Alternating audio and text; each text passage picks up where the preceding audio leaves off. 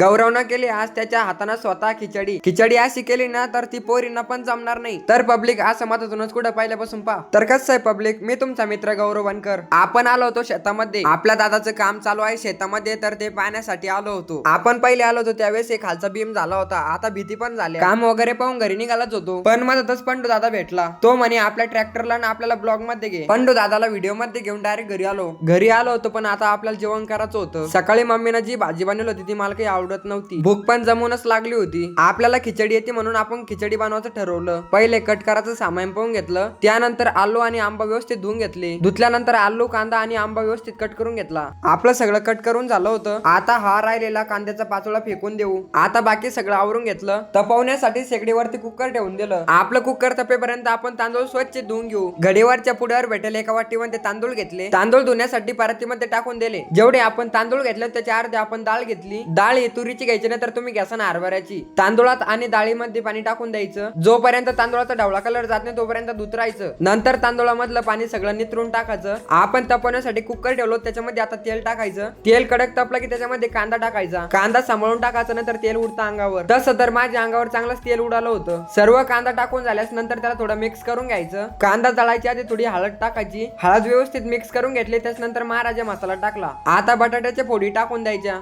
त्यानंतर आंब्याच्या फोडी टाकून दिल्या. आता सगळं कालवण मिक्स करून घ्यायचं. सर्व कालवण मिक्स झाल्यास नंतर चवीपुरतं मीठ टाकायचं. त्यानंतर तांदूळ टाकून द्यायचे. तांदूळ आणि आलू व्यवस्थित मिक्स करून घ्यायचे. त्यानंतर तांदूळ जळायच्या आधी 2 तांबे पाणी टाकायचं. सगळं झाल्याच्या नंतर कुकराचं झाकण व्यवस्थित लावून घ्यायचं. कुकराच्या 3 शिट्ट्या झाल्यास नंतर कुकर काढून घ्यायचं. 5 मिनिटांमध्ये आपली खिचडी तयार. खिचडी तर एकच नंबर झाली. या मग पब्लिक खिचडी खायला.